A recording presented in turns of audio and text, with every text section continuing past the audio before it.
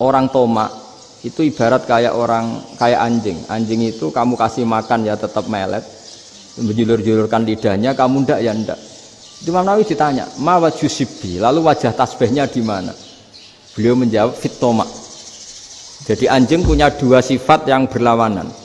Di bab ilmu dipuji, nggak ada hewan yang mudah menerima ilmu kayak apa? Anjing. Sehingga Quran mengistilahkan wama alamtum minal jawarihi mukallibin. Hewan yang mudah diajari itu oleh Quran dibahasakan sudah menganjing. Karena anjing adalah hewan yang paling mudah apa? Diajarin. Itu diakui oleh Quran wama alamtum minal jawarihi mukallibin. Tapi dia punya sifat yang sangat buruk sekali, yaitu nggak pernah puas. Makanya ketika Bal'am bin Ba'ura, ada tokoh yang kedonyan ya, itu kalau diistilahkan Quran walakinnahu akhlada ilal ardi wattaba'a hawa famasaluhu kamatsalil kalbi in tahmil 'alaihi yalhas aw tatrukhu yalhas. Jadi anjing punya dua sifat yang berlawanan. Di bab ilmu dipuji karena paling mudah diajarin. Itu saya pernah ke Malaysia, diceritain sama polisi Malaysia. Anjing itu saking cerdasnya itu bisa deteksi CD palsu sama CD bajakan, asli sama bajakan. Itu kan enggak kebayang. Kalau narkoba mungkin masih ada bau khusus ya. Atau mesiu atau bom masih ada bau khusus. Ini enggak. Anjing itu dilatih ngecek CD yang asli sama yang palsu. Wah itu kebablas itu pinternya itu. Itu harganya itu 1 miliar lebih. Paling mahal. Jadi mungkin bisa deteksi ini dosen betul apa abal-abal itu bisa. Itu kiai betul apa kiai pesanan itu mungkin bisa. Itu saya punya kitab namanya Al-Hayawanul Kubro. Itu cerita prestasi-prestasi hewan. Itu yang berkuras-kuras sampai berjilid-jilid. Itu ya cerita anjing. Nggak ada hewan sebaik anjing. Di bab itu ya, di bab sampai ya tadi ada anjing yang sangat loyal sama majikannya. Loyalnya Masya Allah, sopannya Masya Allah. Anjing itu mbok lama berbakti sama sampean, nggak mau tidur di ruang tidurnya sampean, dia tetap tidur di luar. Corong Jawa nggak ngelama. Suatu saat si raja ini minum, wisata minum. Pas mau minum diterjang sama anjingnya sampai tumpah. Kecewanya raja ini itu karena selama ini anjingnya sopan sekali. Sekedar ganggu di ruangannya nggak pernah, malah ini mau minum, minuman yang disukai diterjang anjingnya tumpah. Marah kan anjingnya di mana? Ternyata apa? Minuman itu anjing ini tahu kalau minuman itu beracun, diracuni oleh musuhnya. Itu saking hebatnya anjing sampai ketika ngawal rajanya itu tidak sekedar ada penjahat atau maling. Bahkan trik-trik kayak minumannya diracun oleh orang lain itu anjingnya tahu. Sehingga pas mau diminum diterjang sampai terus supaya nggak keminum. Makanya Quran istilahkan anjing itu apa? Wa ma 'allamtum minal jawarihi mukallibin. Hewan piaraan yang kamu ajarin nanti sampai sepinter anjing. Makanya Ashabul Kahfi itu ketika ngajak anjing tadi, beliau tidur, anjing itu tidurnya bil wasit, wakal buhum basitun dzira'aihi bil wasit. Jadi dia tidur dalam posisi siaga. Loh coba anjing itu nggak pernah sekolah, karena dia posisi menjaga, tidurnya itu kayak siaga gini, bukan ngorok semadep ke atas terlentang, itu enggak. Andai kan dia tidur terlentang itu kan yang mau mengganggu kan, wah sunai turu, itu enggak. Dia tidur posisi siaga, makanya disebut lawit tolak ta'alaihim lawalaita minhum firaron. Kalau kamu melihat anjing itu pasti lari karena dia posisi siap merekam. Jadi tidur tapi posisi siap merekam. Jadi matanya tetap terbelalak kayak siaga. Padahal itu enggak diperintah, ya dia memang punya nalar untuk itu.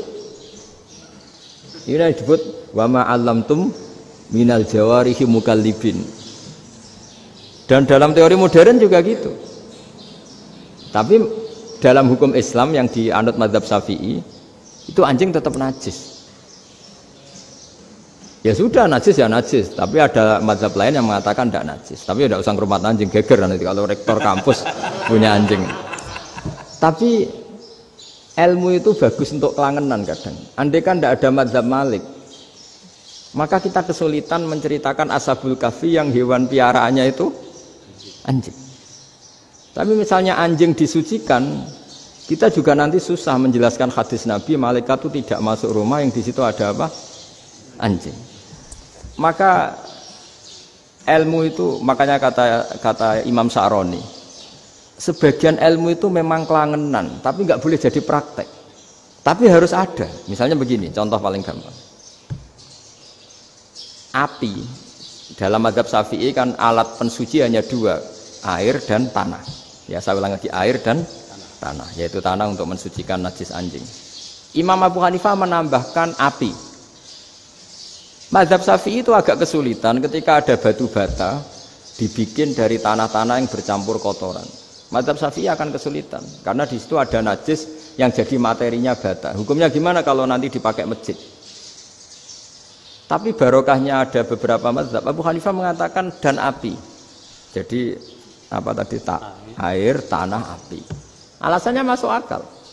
Ketika usatul mukminin, orang-orang mukmin yang ahli maksiat itu sebelum masuk surga, kalau dia dosanya banyak itu dibakar dulu supaya suci.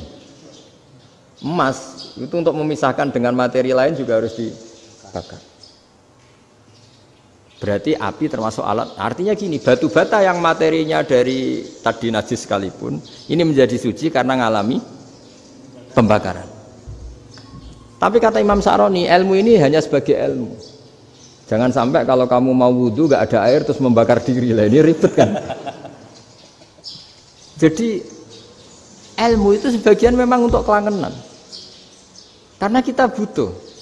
Andai kan tidak ada mazhab Abu Hanifah, maka kita akan kesulitan pakai bata. Kita tahu cara bikinnya kadang di tempat yang kotor, di tempat yang najis. Tapi karena ini ngalami dibakar, maka hukumnya suci menurut mazhab Abu Hanifah. Dan itu sering. Ulama itu sampai apa? Saya punya kitab fikih namanya Fardul Masail. Pengandaian ada masalah. Jadi masalah itu belum terjadi tapi diandaikan. Misalnya kayak di Texas. Bumi itu bulat bola. Texas itu kalau dibor itu pas Ka'bah. Lalu kiblatnya di mana? Bumi ini kan hanya rubuk-rubuk seperempat. Yang ada arah itu seperempat. Tapi kalau Ka'bah itu sama Texas atau Texas dengan Ka'bah itu lalu kiblatnya mana? Wong sudah bebas arah.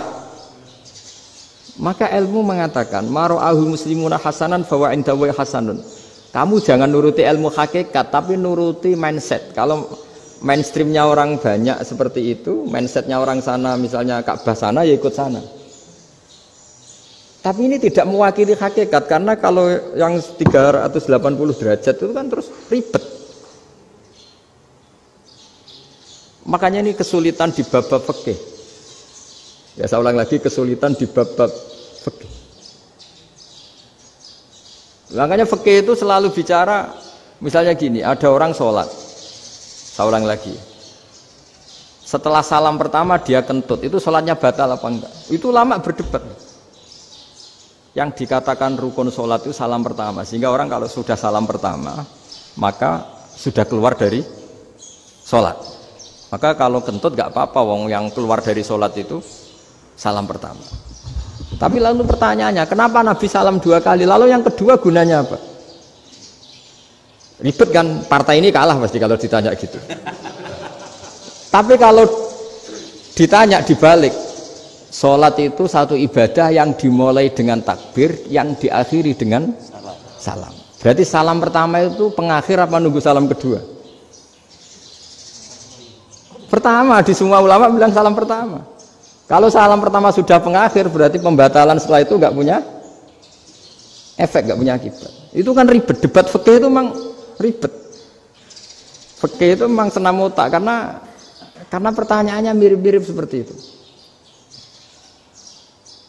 Nah, sampean milih mana? Milih salam pertama apa salam kedua? Pasti ulama milih salam pertama. Jadi anehnya fikih itu di situ. Misalnya orang mati, takbir itu berapa kali? 4 kali. Andai kan takbir 5 kali itu batal apa enggak?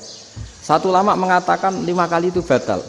Karena rukunnya sholat jenazah itu takbir 4 kali. Berhubung ini rukun, kalau nambahi ke 5, berarti menambahkan rukun. Kayak kamu sholat, rukuk 2 kali kan batal. Sujud 3 kali, batal. Karena menambahkan apa? Rukun. Berarti kalau takbir 5 kali, batal. Tapi pertanyaannya, takbir itu adalah wiridan biasa, sehingga kalau ditambahkan nggak punya akibat batal.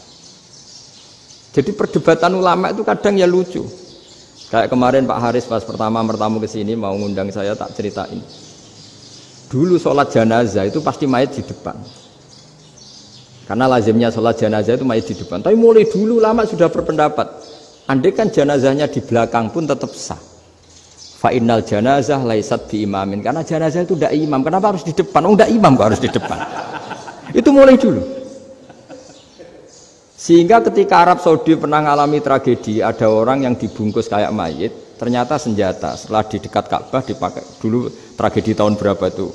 Pokoknya pernah ada tragedi itu. Semenjak itu Arab Saudi kalau ada orang mati tetap di kamar mayit, terus ada sholat jenazah. Padahal mayitnya di belakang yang jamaah. Jadi meskipun kita tidak akan bikin ajaran baru jenazah di belakang, ya tidak keren, kasihan kan. Tetap biasanya di depan ya di depan. Tapi meskipun jenazah ini di depan, kita tetap berpendapat, andai kan di belakang tetap sah, tapi nggak usah dipraktekkan.